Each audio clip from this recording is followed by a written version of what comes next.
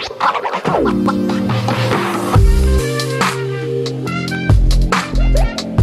there, welcome back to my channel. My name is Brittney Bundles, and today's video is a heart-to-heart video. So I am going to be touching on the question, how do we know? Like, how do I know that I am going in the right direction with my business? How do I know that I'm going the right direction with a certain friendship or a job? Just kind of like major life decisions, like how to know if you're making the right decision and if you're on the right track. This is a conversation, a topic that's really, really dear to my heart, because if you've been following this channel, then you know I'm not a person that just looks at numbers only. And I'm not a person that just looks at the surface level either. Like, I like to, when I look at anything, I like to understand the why, and I like to dive deeper than the surface level, and figure out like the analytics and figure out like the core meat and bones of what I'm dealing with, right?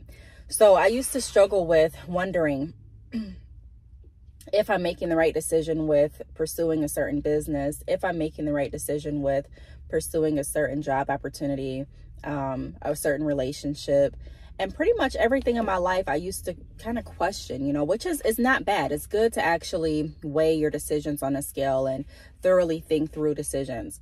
However, excuse me, after I did all of that, sometimes I would still be kind of confused, like, did I do the right thing? And so there are a lot of people that I work with today that have that same type of thinking process and pattern that I can really resonate with. And so I enjoy sharing my experiences and what has helped me. I'm hoping this video will help you. If you're wondering some of those questions that I just went over, be sure to give the video a thumbs up. Please make sure that you are subscribed, and let's get right into the video. I'm going to apologize in advance for my congestion because I have allergies, and it's just one of those days where they're really irritating me. So number one, I want to mention this too before I even go into number one, but I did make a podcast episode on the Brittney Bundles podcast where I went over different tips on how to listen for God, how to listen to God. And so if you're wondering, if you're like, hey, I prayed and I'm wondering if this is the right move for me, maybe that podcast episode can help you. I think I have a video of that too on this platform here on YouTube. I'll try to find it and link it down below. But one thing that I've noticed is when something's put on my heart, or when something's really on my mind, let's say, for example, my hair business, right? When I first started my hair business, that was on my mind for a really long time. And I pondered over it for multiple months. And I decided that I wanted to move forward with it. Now, when I started it, I had a lot of doubt, but I also had a lot of excitement, and I had a lot of hope all in one. I was hopeful and excited that the business would take off how I envisioned it to take off. It would turn into what I envisioned it to turn into, and on my time frame, right? And although it may sound funny saying it out loud, like, you expected everything to happen like this, and this, and everything to go on this time frame, and everything to be perfect pretty much. A lot of people feel that way. And how do I know? I work with a lot of different people, and a lot of people's main reason for quitting their business is because, number one, the lack of time. So they think. And then number two, they did not receive the results that they expected or anticipated. Okay.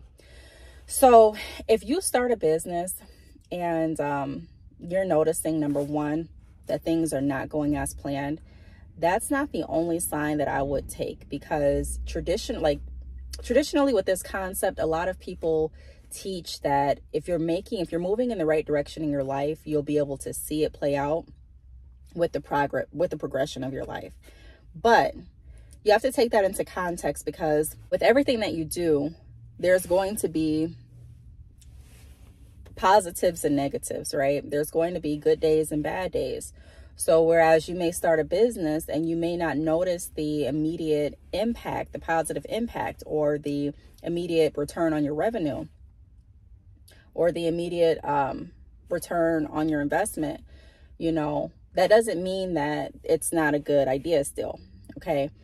But when you're noticing, like when you've started something and you're noticing that you've given it time, and when I say time, I'm saying You've given it some years, because if you look at statistics, typically a business doesn't get up and running. I mean, a couple years ago, it was like 5 years for the mark, but I'm not sure what it is now. But I still hold myself to trying to convince people to hang in there for at least a few years, because honestly, a few months isn't enough to really see the potential of your business.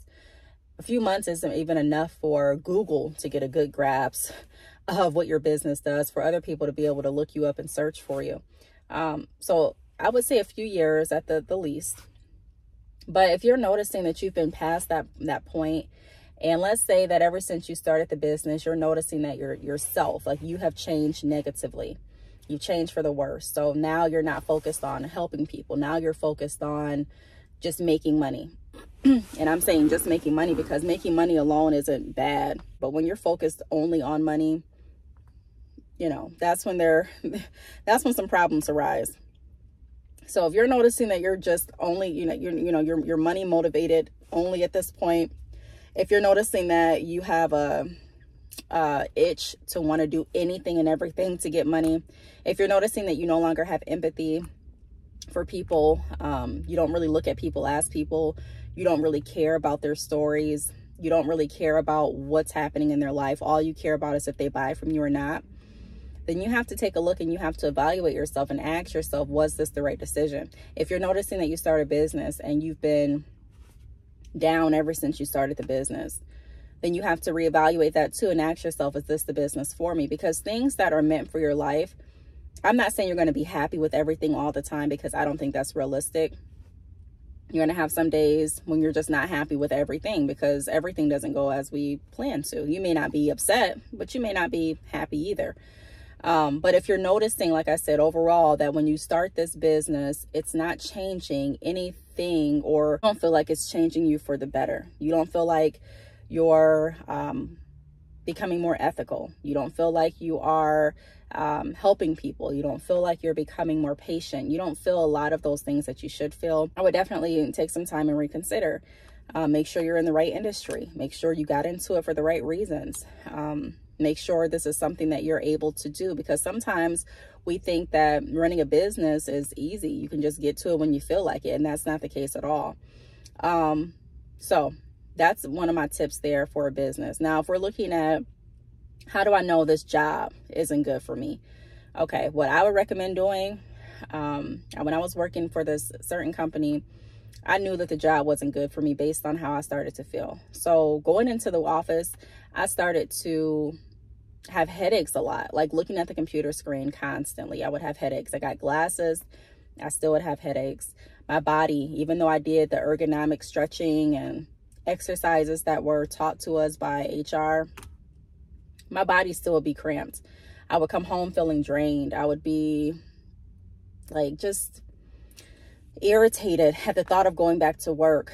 And everything in my life, besides the money that the job was giving me, just started to seem like it wasn't as healthy as it was before I left to go to work. Now, of course, I'm not saying that, you know, work was something that I ever just dreamed of going to. Like I never just, even as a kid, I never dreamt of just going to work every single day. I mean, I did want to be, I'll let you all in on a secret. When I was a kid, I wanted to be a cashier because I thought cashiers were so cool. And I'll go into another store. You may be thinking a cashier. Yeah. When I was under 10, I wanted to be a cashier, and I'll explain why in another video if you all are interested in knowing why. I didn't know how much they made, didn't know anything besides what I came into contact with. So I'll go into detail with that in another video. I may do a podcast on it, I'm not sure. But I just noticed all of that. I noticed that, like I said, I wasn't feeling as good. I wasn't treating my body as nice because I would have short breaks. So I would need to hurry up, run to like the nearest fast food place, spend money on food, hurry up, gobble that down, be back in before it was time for me to clock back in from lunch, or ask someone else if they were going to a certain place to bring me fast food. And I was just like, I just noticed my entire body just started feeling different. Like I didn't like it. It affected every aspect of my life. And so I was like, okay, this is not the job for me. Yes, I want to receive income, but this is not the only option. So that's another example of me seeing the things around me not really having a positive impact. wasn't peaceful, didn't clear up any confusion for me. It was just like, I wish I didn't have to do this. People. Okay, people. Same analogy. If you are with someone and you're wondering, I wonder if this person is meant to be in my life. I wonder if this, one thing about God is God gives us free will. So people can be in your life, not because God necessarily wants you all to have the relationship you have, but because we have free will. And a lot of times we get comfortable putting things on God that really are things that we welcome and are things that we are deciding to do, that don't even align with what God's word says. For an example,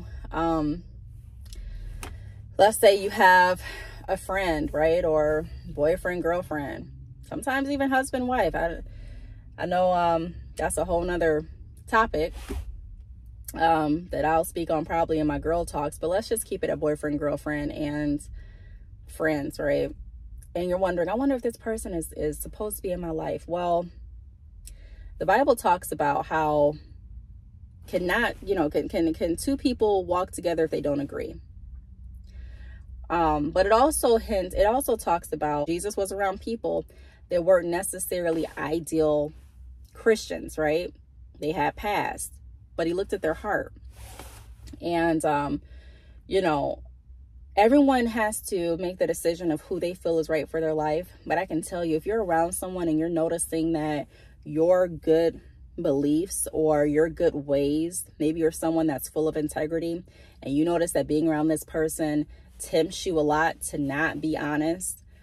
If you're noticing that being around this person has your mind constantly thinking about negative things or drama, if being around this person is going to make you not love yourself because this person being in your life is degrading you or disrespecting you or causing you to not be able to be yourself or be the best. There are some relationships where if you're yourself, the relationship can get violent. The relationship can get very nasty. The relationship can get very vindictive.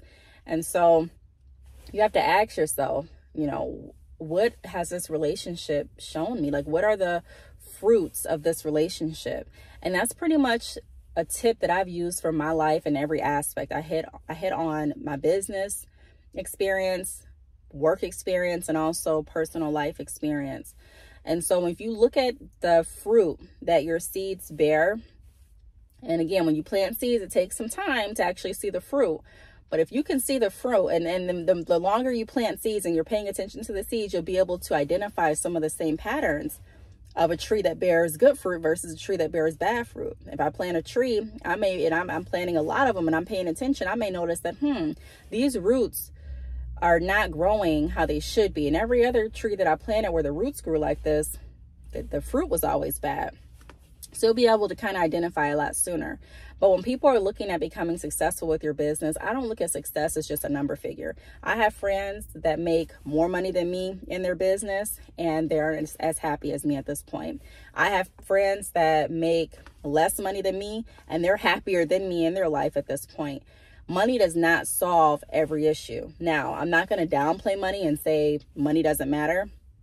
Money gives you the ability to have freedom to ensure that you can be happy and have your needs fulfilled. For example, if I don't have a certain amount of money, I don't qualify for a certain insurance. And if I don't get a certain insurance, I don't qualify to see a certain doctor that may be qualified, that's more qualified than other doctors. And so I may have an issue that another doctor can't handle, and the doctor that I need to handle is going to require a certain amount of insurance, a certain type of insurance that costs money.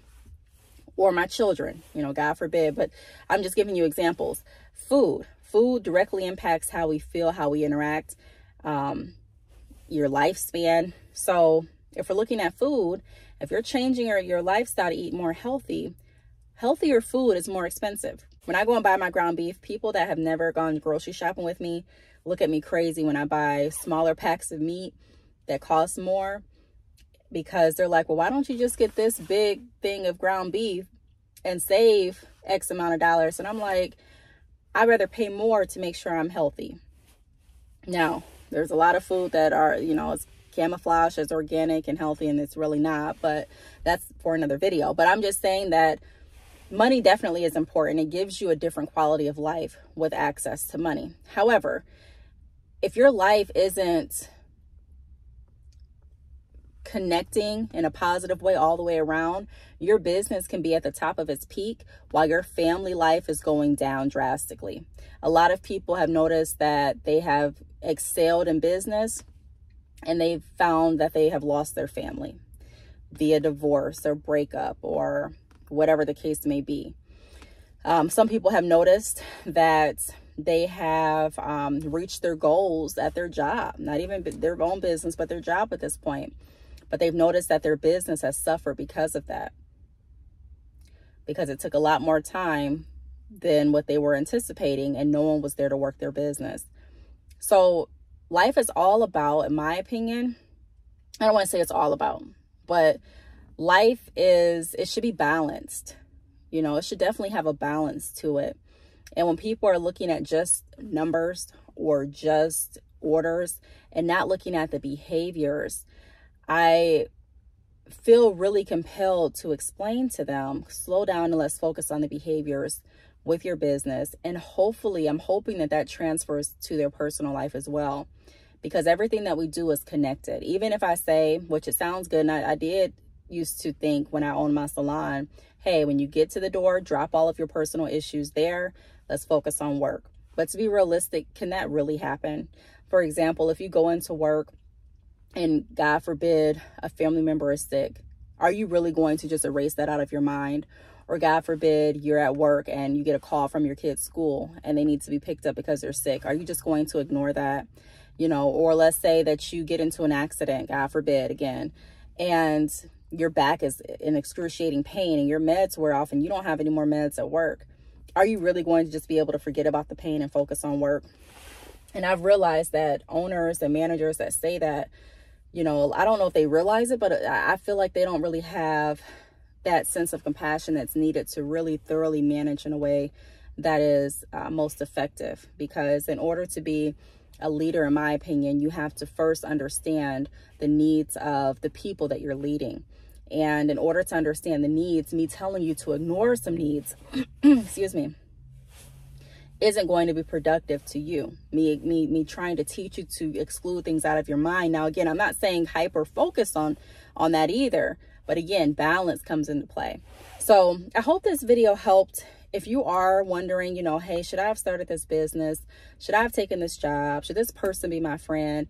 Look at the fruit that either one has brought into your life. Look at how your life is going since that entity or since that person came into your life. I'm not saying look to see if you gained X amount of dollars since this person entered, but look, or X amount of dollars since you started the business, but look at the entire picture and ask yourself, is this really good for what I'm doing? Has this really caused anything to be better from this being in my life, you know? And if not, then it's time to reevaluate. I would, number one, pray and ask God. And if you are wanting assistance on or tips on how to listen to God, I'll explain what worked for me, and I'll leave that link down below. But I hope this video helped. If you have any questions, feel free to leave them down below. I do want to thank you for watching, and I will see you in the next video. Bye.